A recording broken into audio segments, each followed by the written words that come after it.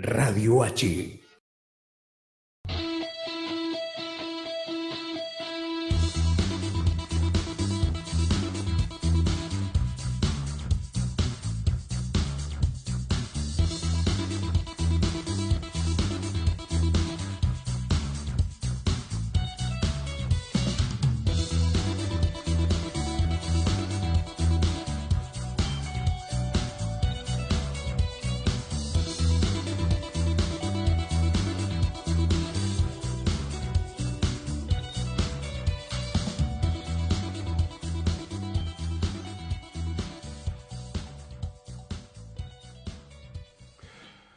Ayer hubo un acontecimiento histórico, ¿no? El Club Atlético Independiente ganó su Copa 18ª. Nos alcanzaron. Estamos ahí arriba de todo, pero bueno, no es un chistín. En realidad el acontecimiento histórico fue el debate que se dio por el aborto y la negativa y a favor de la clandestinidad, digamos, de la práctica del aborto. Y el debate y la no aprobación dejó varias cosas. Una es un sujeto social y colectivo que son las mujeres, que me parece que hay que interpretar ese colectivo y tiene que ser analizado mucho por la clase dirigente para estar a la altura, digamos, de lo que están demandando las mujeres como ampliación de derechos, ¿no?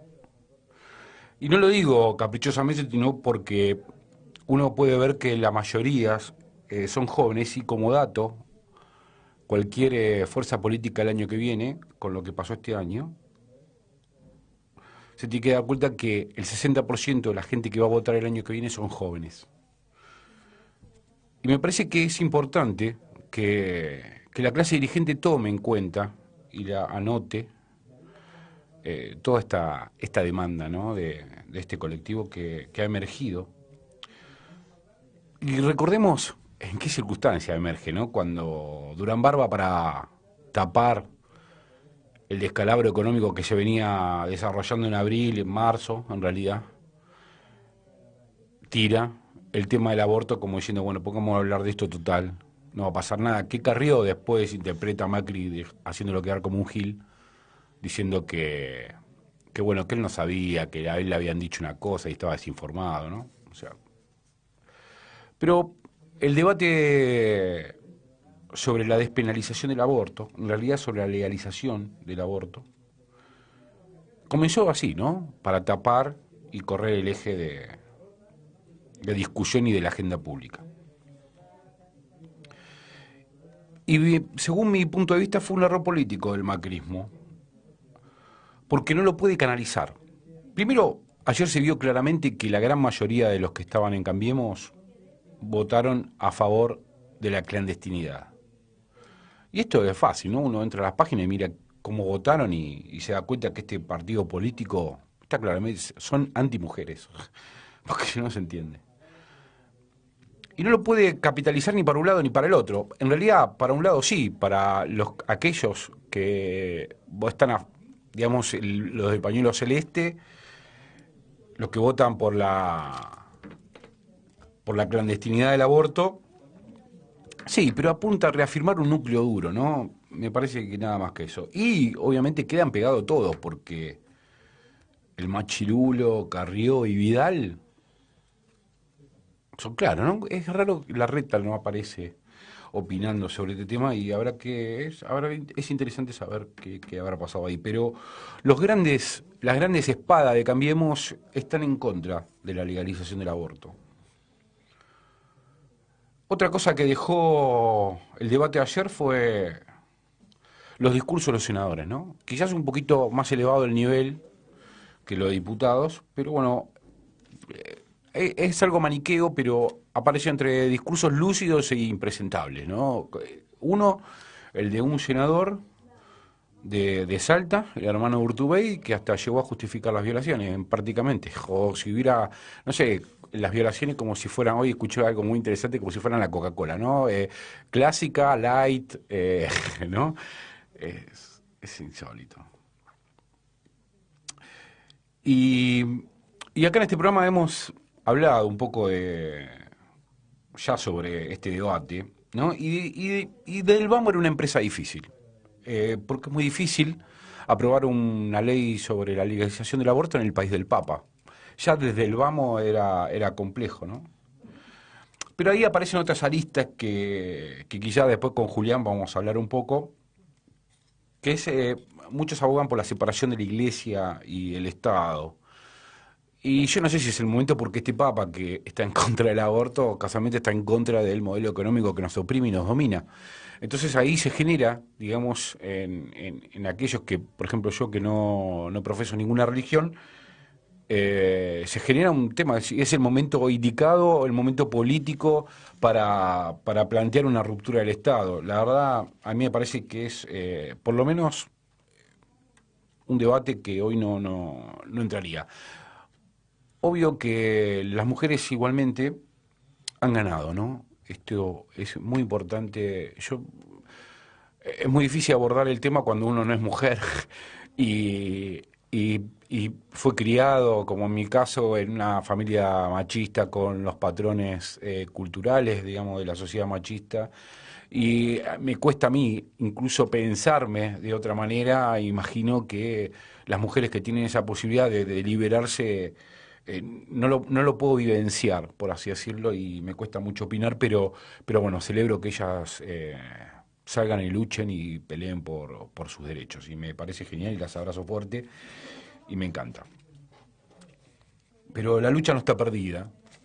Yo creo que se ha ganado algo muy importante y el debate ya está en camino, ¿no? Esto es un proceso, pero tarde o temprano incluso los mismos senadores de Cambiemos dicen que el tema va a salir, porque obviamente habrá que ver ahora que van a colar el tema del aborto en el Código Penal, habrá que ver que viene como un código ómnibus, digamos, y veremos de qué se trata, ¿no? Ahí llegó Mariana. Eh, por otro lado, voy a cambiar un poco el tema y me voy a adentrar en el tema de las operaciones, ¿no? Y de combinadas entre los medios, lo judicial y lo político. Entonces, ahí aparece el gobierno que vive en campaña permanente, ¿no? A mí me da la sensación que vive en campaña permanente. Hace 3 años que está en el gobierno y vive en una campaña donde las promesas ya son obviamente y claramente incumplidas y siguen prometiendo, ¿no? Un poco de esto va a hablar Julián Fava hoy en el programa. Pero el relato del gobierno es un relato de oposición, ¿no? Es constantemente oposición y no se puede ser eterno en ese lugar de opositor. Me da la sensación que Macri y su banda son meros comentaristas de la realidad, ¿no? Y tampoco se puede vivir eternamente en operaciones mediáticas, judiciales y políticas. Es imposible. Entonces uno se empieza a preguntar, ¿importa la verdad? ¿No?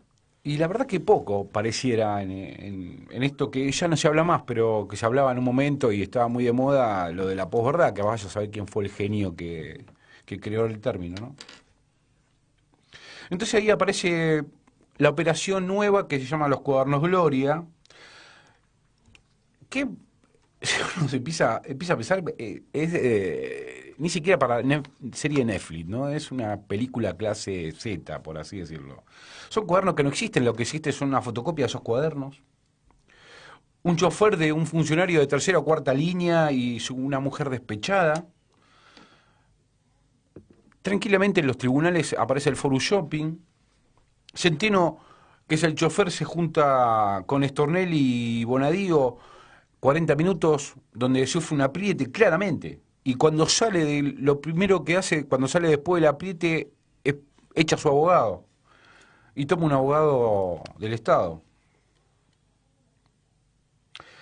Y acá aparece el primo del presidente, ¿no? Con un tipo que se declara coimero y sale libre. O sea, la verdad, me cuesta hasta decirlo.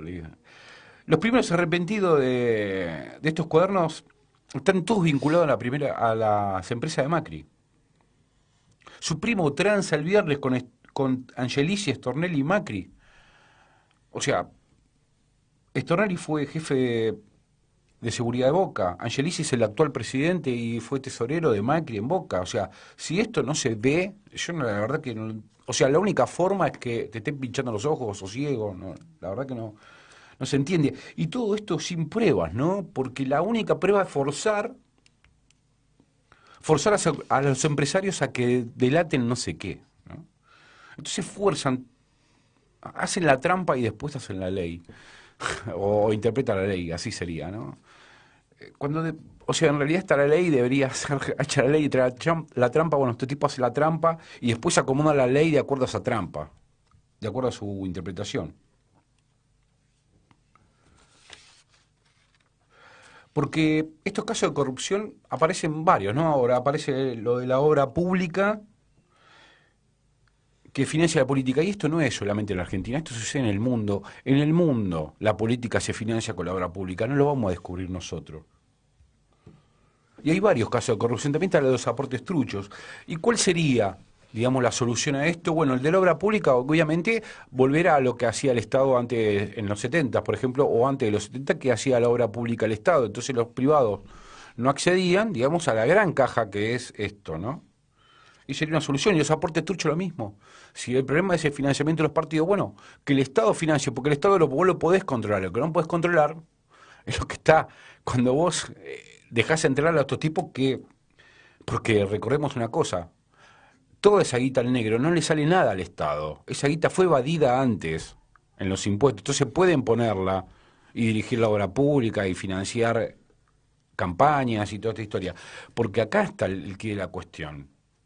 Es muy difícil que el Estado vaya y pague sobre precios y todo. Primero, por la cantidad de firmas que requiere una obra pública. Y segundo, porque no necesitan. Ellos tienen un montón de guita evadida, ¿no? Y volviendo a lo de los cuadernos, también me parece raro porque para que haya un corrupto tiene que haber alguien que lo corrompe, ¿no? Y solamente acá aparecen los funcionarios y los empresarios declaran cualquier cosa y quedan libres. Entonces, si es cohecho, es claro, son dos haciendo un hecho, ¿no? Y insisto, lo de los cuadernos me parece que no, como no hay pruebas, porque la verdad carece de sentido.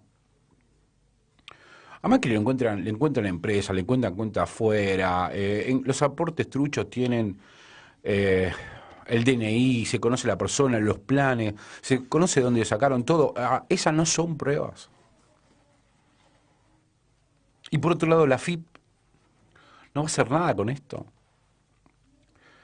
Entonces uno empieza a pensar que está todo armado, ¿no? Porque casualmente, hace unos meses cambiaron a Bad, el de la FIP, y ahora ponen a un tipo que tiene el 98% de su patrimonio afuera. Entonces uno empieza a pensar, esto está todo pensado, esto no es casualidad, ¿no? Y la UIF, la Unidad de Información Financiera que tiene que investigar al propio Calcaterra, que dice que coimió, espía a Calcaterra, su sobrina. Justo, casualidad, en estos días se acaban de quemar dos juzgados donde se tramitan causas de la obra pública y de vialidad. Y los expedientes no están digitalizados. ¿Qué casualidad? Uno linkea así momentáneamente con Iron Mountain. Son peor que Nerón, la verdad. Entonces ahora tenés empresarios que se victimizan para evitar la cárcel y se vuelven a carterizar, porque acá está el tema. Vuelven a carterizarse pero en el silencio, ¿no? Porque hacen lo mismo, los meten presos, declaran cualquier banana, ¿entendés? Y se carterizan lo mismo, porque está todo arreglado, porque no queda otra, ¿no? Y también, por otra parte, estos empresarios lo que no solo evitan la cárcel, sino que además van a bloquear las evidencias de lo que es en Brasil se conoce como el lavallato.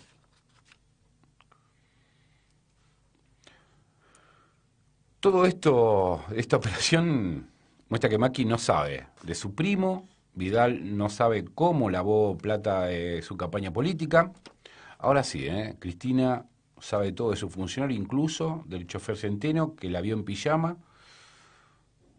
O sea, yo, en serio, no puedo entender. ¿Se imaginan a Cristina saliendo en pijama que la ve un chofer? O Cristina diciendo, che, tomá los bolsos, dámelo, esto me falta para recaudar, o qué garrón, recaudamos poco, como dijeron de Néstor. Pero ¿qué se tapa con esto? ¿No? ¿Qué se busca tapar? Porque obviamente hoy ya de los cuadernos prácticamente ni se habla. O sea, le duró nada. Y uno empieza a pensar, ¿por qué tapan con esto, no? Bueno, obviamente la inflación, el aumento de la nafta, la baja de salario, la fuga de capitales, el consumo cayó un 6%, pasó el decreto de Fuerzas Armadas, el endeudamiento, los aportantes truchos de Vidal, que obviamente acá hay pruebas, la caída de imagen del gobierno, la caída de imagen de Macri y de Vidal, la baja en el presupuesto universitario, esto es gravísimo. En muchas universidades no hay clases. Cayó la industria un 8%. El informe de la UCA que está por salir, o no sé si salió, que aumentó la pobreza y cayó 1.500.000 personas más en la pobreza. Y también que 280 funcionarios aún tienen vínculos con 900 empresas privadas. Pero esto, a diferencia de Brasil, no es el lavallato. Acá no hay. Como dijimos, en Brasil, los empresarios como Odebrecht, Marcelo Odebrecht está preso, una gran cantidad de funcionarios y empresarios están presos, ¿no? Y en ese aspecto no es igual que la Argentina. Acá van, declaran que pavada y salen. Y recordemos que Calcaterra, como Arribas, todo eso están metidos en este lavallato, que, bueno, se verá cómo va a salir, ¿no? Pero hay algo que sí se parece al lavallato, este caso de los cuadernos, ¿no? Y es en la proscripción política. Me parece que es el objetivo, no es una idea mía, obviamente se la escuché a Pablo Caruso a las 7:50 antes de ayer, y hoy se la escuché a Borroni en la mañana, y me parece que uno cuando busca, digamos, pruebas o realmente el sustento de esta operación, o de esta información, si quiere, o nota periodística o investigación periodística, se da cuenta que no hay nada, ¿no? Que está todo digitado. Hoy parece que Ollarvide lo que apunta con su declaración es abrir otra vez la causa por enriquecimiento ilícito que había él mismo dicho que no había pasado nada, que en realidad no se había enriquecido, y después fue a la Cámara encima y fue ratificado el fallo de él. Pero me parece que viene por ese lado, ¿no? Pero no solamente proscribir a Cristina Fernández de Kirchner, porque eso sería una persona. Me parece que lo que se busca es proscribir una representación política, ¿no? Un modelo de país, un proyecto político. Por ahí pasa la cuestión. Y acá no hay inocentes en esto. ¿Sí? O sea, yo creo que vamos a un escenario mucho más violento políticamente y todo hace pensar que, bueno, que ya la crisis se siente. Y me parece que no le salió bien la jugada del cuaderno porque de hecho están cayendo las acciones en Wall Street, las acciones de las energéticas y todo esto. Obviamente siempre le ponen las cosas en otros escenarios, ¿no? Pero si no la tormenta es un tormentón, si no son los cuadernos, todo, no son las políticas económicas que aplica este modelo. Nunca. Esto es lo que nos venden los medios. Pero bueno, no sé por qué tengo un tufillo de que no sé si es Macri o es el peronismo racional los que han hecho esto, pero sí están vistos ellos como los garantes del modelo.